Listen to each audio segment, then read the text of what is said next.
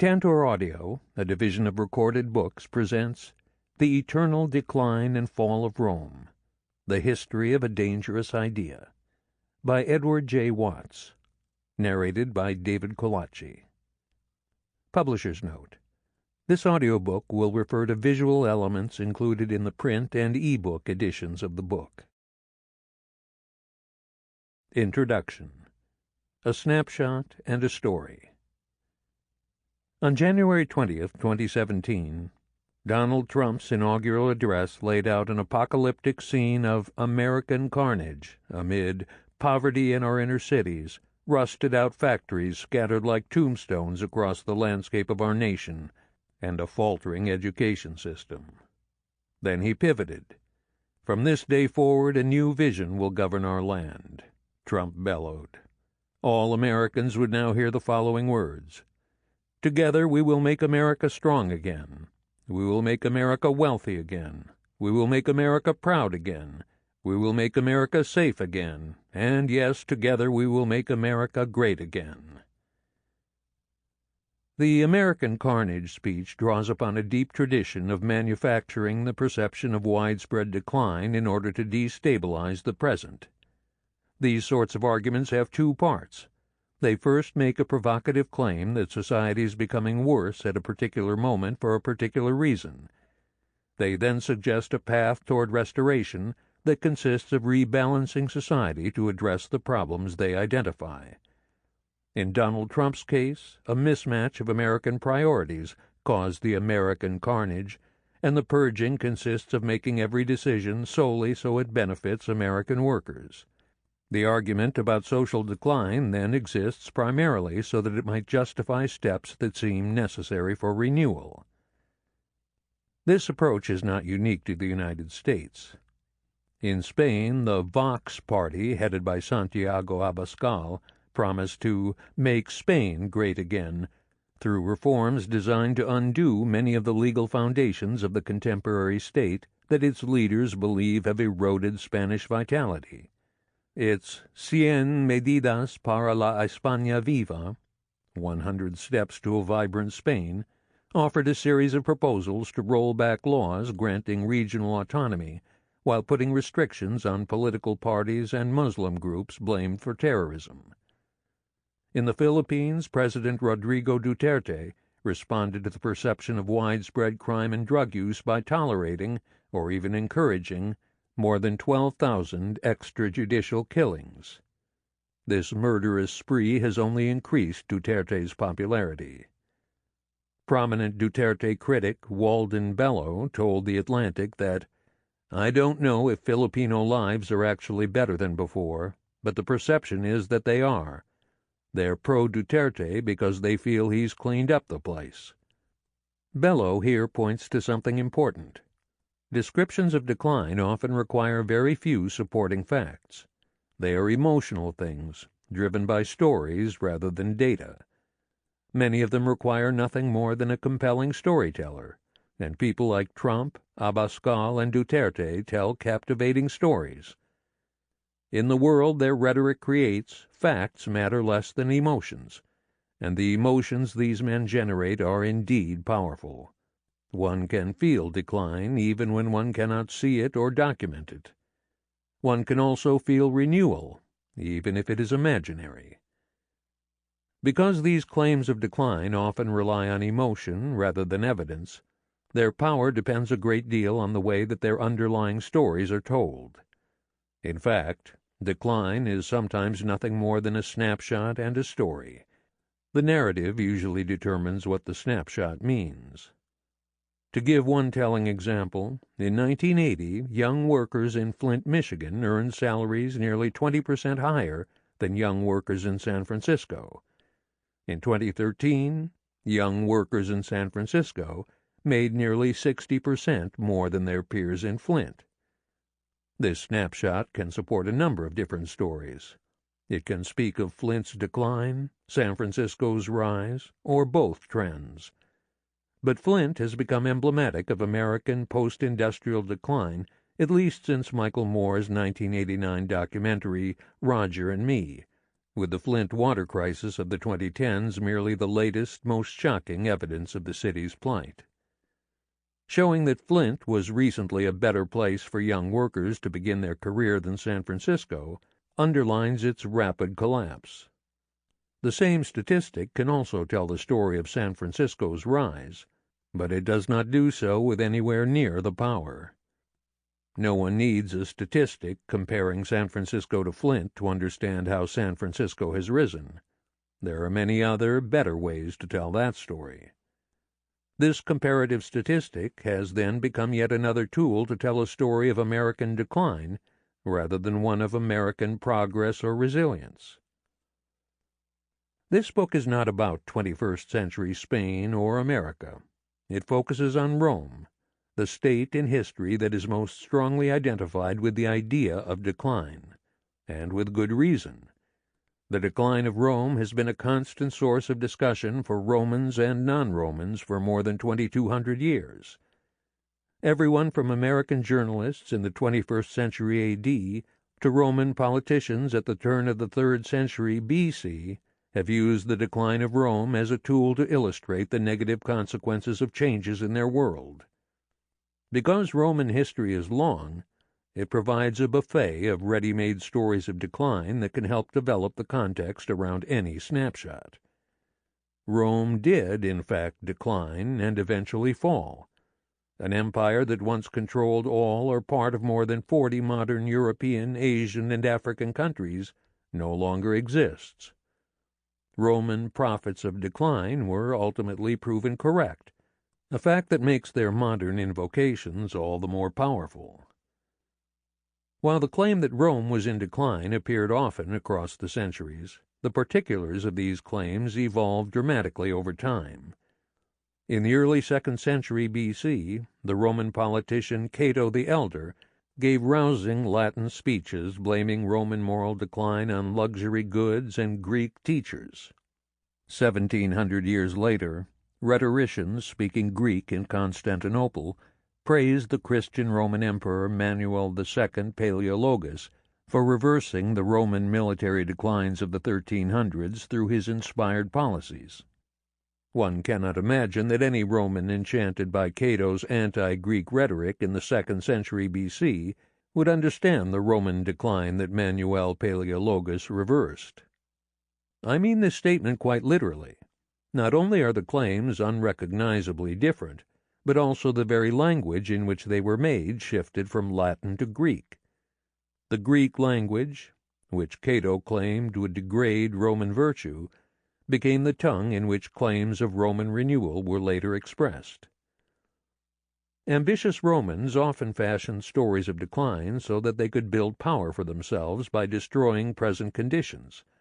It often worked, too, but the destruction they wrought had very real consequences. Politicians who claimed they were restoring Rome sometimes trampled on the rights, property, and lives of the people whom they blamed for blocking Rome's recovery. The Roman rhetoric of decline and renewal left a trail of victims across Roman history. I wrote this book to explain how this common, seemingly innocuous narrative of Roman decline could prove so destructive. Everyone who has a passing familiarity with Roman history or literature is aware of the pervasiveness of this story. No one has brought together the stories of the people who spun these tales of Roman decline and peddled Roman renewal. This book does. It is not a comprehensive history of the rise of the Roman Republic, the decline and fall of the Roman Empire, or modern ideas about Rome. Each chapter will instead offer the historical context necessary to understand a moment or a series of moments in which Romans, aspiring Romans, and non-Romans used ideas of Roman decline and restoration to remake the world around them. The story begins during the Roman Republic, just after 200 B.C. It proceeds through the empire of Augustus and his successors, traces the Roman loss of much of Western Europe in the 5th century A.D., and then follows Roman history as it runs through the Eastern Roman Empire, which many people now call Byzantium, until its fall in 1453. The final chapters look at ideas of Roman decline and renewal in Western Europe from the 15th century until today. Rome shows that, while prophecies of decline and prescriptions for restoration may seem like inert rhetoric, they can cause deep, profound, and permanent changes to a society and its political life. This rhetoric can justify the elevation of new leaders and the overthrow of old regimes. It can upend existing customs by redefining radical innovation as the defense of tradition. Above all, it can produce victims. Romans knew the power of these ideas. They used them anyway. But not all Romans. For long periods of Roman history, Romans told stories of their society progressing or renewing itself without undermining the conditions of the present. In the 2nd and early 3rd centuries, Romans spoke often about the restoration of buildings, cities, and political stability without blaming anyone for their decline. Buildings needed to be restored because they got old. Cities needed to be rebuilt because natural disasters damaged them. Civic traditions needed to be revitalized because, over time, people had lost interest in them. Outside invaders needed to be repelled and punished. All of these real problems urgently needed to be addressed.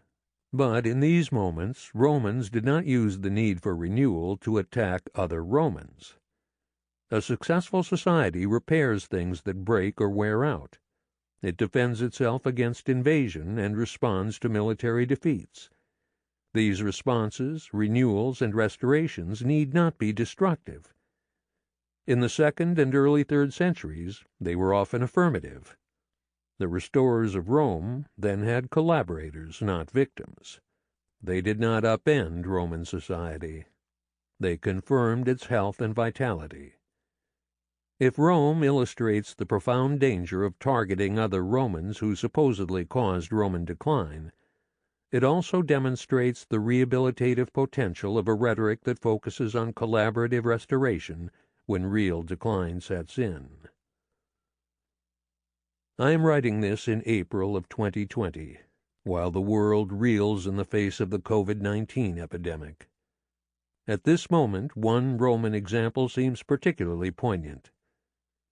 In 165 A.D., smallpox arrived in the Roman Empire. It horrified and terrified a population that, unlike ours, had constant experiences with death from infectious diseases. Smallpox victims endured fever, chills, upset stomach, diarrhea that turned from red to black over the course of a week, and horrible black poxes that covered their bodies both inside and out until they scabbed over and left disfiguring scars. Perhaps 10% of the 75 million people living in the Roman Empire never recovered. Like some beast, a contemporary wrote, the sickness destroyed not just a few people, but spread across whole cities and utterly destroyed them. The so-called Antonine Plague killed so many soldiers that military offenses were called off. It decimated the aristocracy to such a degree that town councils struggled to meet, local magistracies went unfilled, and community organizations failed for lack of members. It cut such deep swaths through the peasantry that abandoned farms and depopulated towns dotted the countryside from Egypt to Germany. The plague left even more profound psychological scars. The rhetorician Aelius Aristides survived a nearly lethal case of the disease during its first pass through the empire in the 160s. He became convinced that he had lived only because the gods chose to take another instead, a young boy whom Aristides could even identify. Survivor's guilt is not a modern phenomenon, and the late 2nd century Roman Empire must have been filled with it. This catastrophe could have been a moment to focus on Roman decline, to identify culprits and blame others for the suffering. Romans did so at other points in their history, including during another plague that hit the empire in the 250s. This was not the general response in the 160s and 170s. The Emperor Marcus Aurelius reacted to the deaths of so many soldiers by recruiting slaves and gladiators to the legions. He filled the abandoned farmsteads and depopulated cities by inviting migrants from outside the empire to settle within its boundaries. Cities that lost large numbers of aristocrats replaced them by various means, even filling vacancies in their councils with the sons of freed slaves. The empire kept going despite death and terror, on a scale no one alive had ever seen. The response to the Antonine Plague by the Roman historian Cassius Dio shows that one can choose not to use ideas of decline even when talking about the most serious catastrophes. Dio lived through the plague of the 160s and 170s, but he also saw the Roman recovery from it. This Roman resilience prompted Dio to call the empire under Marcus Aurelius a kingdom of gold that persevered admirably amidst extraordinary difficulties. Rome survived the plague. Its communities rebuilt. Just about any snapshot one could offer of the Roman smallpox epidemic would have looked horrible, but even under those circumstances, one could use that snapshot to tell a story that affirmed the good qualities of a dynamic society. Throughout this book, it is important to remember that the Roman prophets of decline chose to tell that story in a particular way.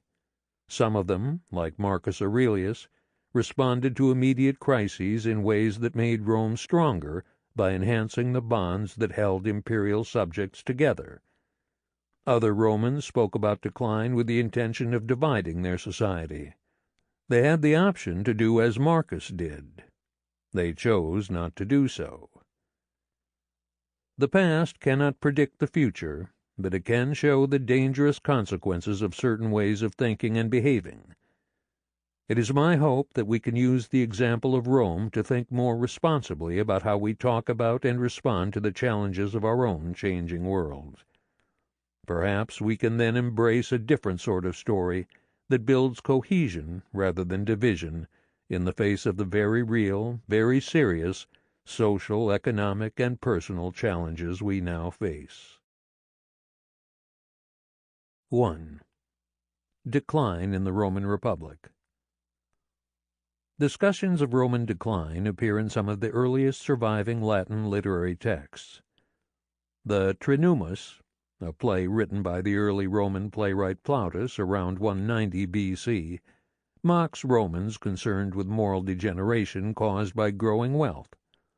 The play opens with an allegory in which the divinity Luxury, Luxuria, commands her daughter Poverty, Inopia, to enter the house of a man whose extravagant tastes destroyed his patrimony.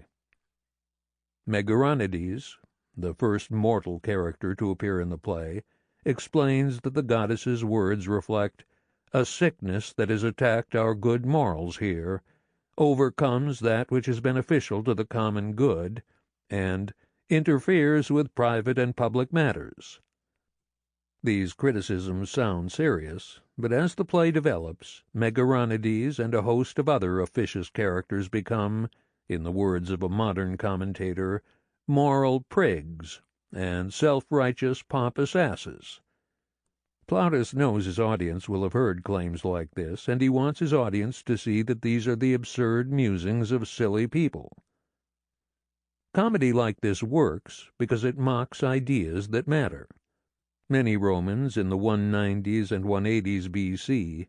did feel that extravagance and the pursuit of luxuries were driving Rome to ruin. Some of this viewpoint grew out of the way that these extravagances had suddenly appeared in Rome after 2 decades of austerity and deprivation caused by Rome's war with Hannibal. Rome's long and brutal conflict with Carthage in the Second Punic War created 2 generations of Roman heroes. Rome survived Hannibal's invasion of Italy because of the calculated policies of established leaders like Fabius Maximus. These men enacted sumptuary laws, preached frugality, parried Hannibal's initial assaults, and gradually rolled back his Italian gains. The Old Guard saved Rome from Hannibal, but the young general Scipio Africanus brought about Carthage's ultimate defeat. An incredibly charismatic and controversial figure, Scipio launched his career by winning election to a series of offices that he was technically too young to hold. Empowered by strong popular support, Scipio brazenly broke with the strategy of the older generals who had saved Rome from Hannibal. He took the war to the Carthaginians, winning victories first in Spain and then in North Africa. Scipio's rapid political rise and the unconventional ways in which he secured offices aroused the initial hostility of the older generation of leaders, but they particularly resented the wealth that Scipio brought back from Africa and the public way in which he spent it. Flush with North African plunder, the dashing Scipio returned to the capital the richest Roman in history. During the war with Hannibal, the Republic had legally restricted the ownership of luxury goods and displays of wealth. Scipio's public profile excited Romans who were tired of the frugality of a wartime economy, so much so that in 195 B.C., the Lex Oppia, the last of the legal limits on Roman spending, was repealed following a contentious public debate. Scipio also had a good idea of how to use his wealth to maintain popularity. He rewarded his 35,000 soldiers with plunder equal to 4 months of military pay and an acre and a quarter of land in Italy. He even paid for lavish games and a series of public monuments commemorating his military victories. The most evocative of these was a garish arch with 7 gilded statues that Scipio erected on the Capitoline Hill in Rome. Scipio's largesse helped to spark an arms race through which elite Romans used their riches to build up their public profiles. Soldiers came to expect bonuses from their commanders, even if they had won only a minor victory. Games became larger and more impressive. A memorable gladiatorial show in 200 B.C. had 25 pairs of fighters. By 183, a similarly memorable gladiatorial performance required 60. Returning Roman officers also sponsored more grandiose public works. By the 180s, commanders were not just decorating existing temples with war spoils, but building entirely new ones as well. Even dinner parties and feasts, which were often open to selected members of the public, became so opulent that by the late 180s B.C., they could stretch across multiple days and fill the forum with reclining guests. Perhaps nothing better encapsulated this moment than the triumphal procession led in March 186 by Gnaeus Manlius Vulso, following his victory over the Greek Seleucid kingdom. The historian Livy describes how he brought into Rome for the first time bronze couches, costly coverlets, tapestry, other fabrics, and pedestal tables. The slaves he captured also changed Roman banquets. Guests quickly came to expect elaborate meals prepared by skilled chefs, served by attractive waiters, and accompanied by girls who played on the harp and sang and danced. All of these tasks used to be done in Rome by menial laborers, but now these servile offices came to be looked upon as a fine art. These disorienting changes all happened very quickly. Within a generation, the flow of money and slaves generated by Rome's wars changed Roman political competition. Established politicians who were too old to take command in one of these lucrative campaigns had no hope of matching the glory, wealth, and popularity of successful younger men.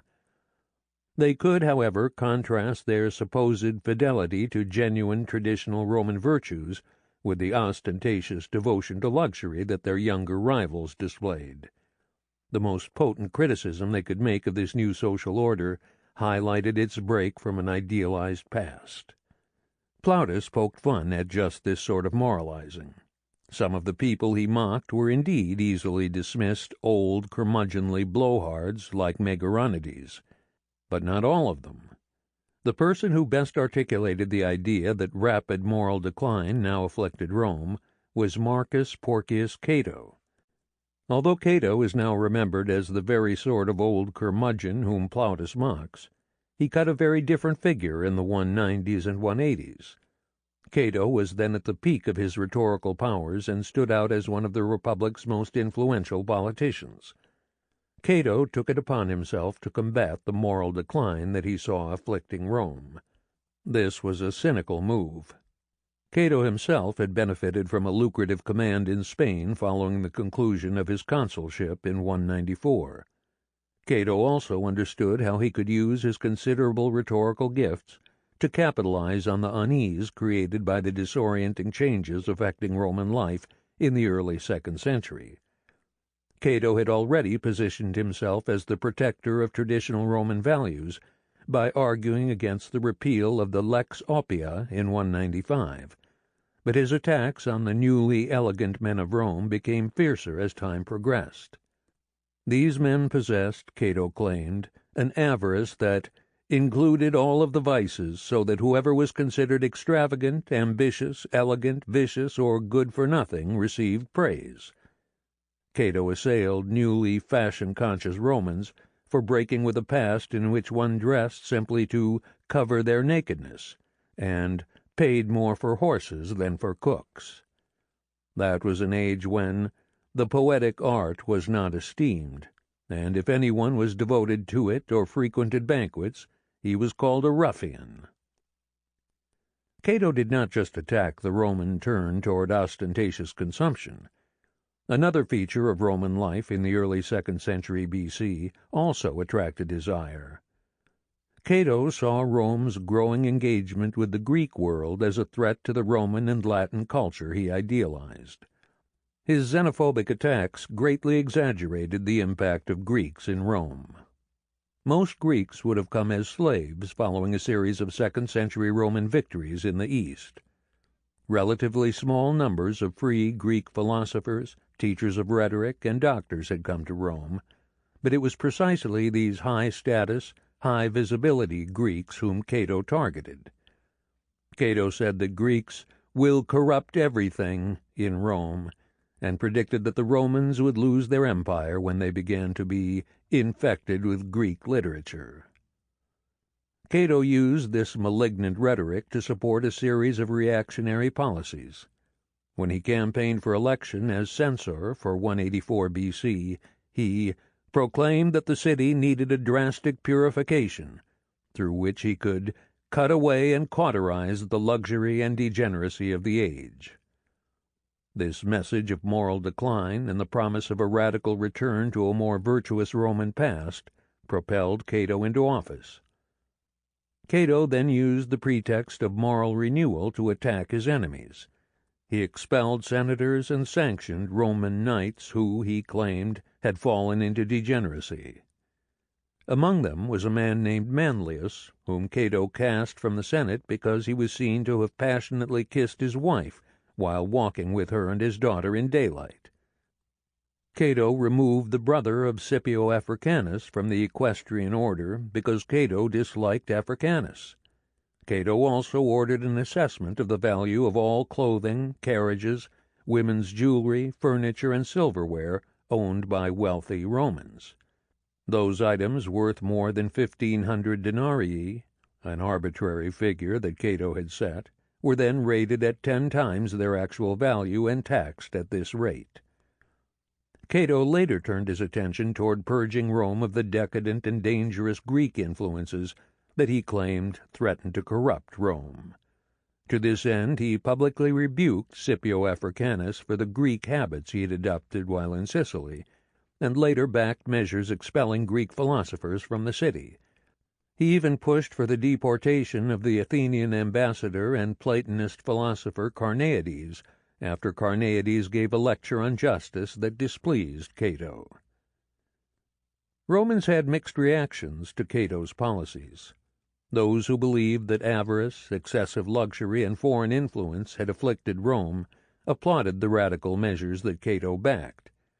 They even erected a statue in Cato's honor that bore the inscription, "When the Roman state was sinking into decay, he became censor, and through his wise leadership, discipline, and guidance, it returned again to the correct path." Cato's story of Roman decay seduced some Romans, but the reality of his moral renewal appalled many others. Wealthy opponents aggressively pushed back on his calls for reform, and even persuaded a friendly magistrate to prosecute Cato for Sample complete. Ready to continue?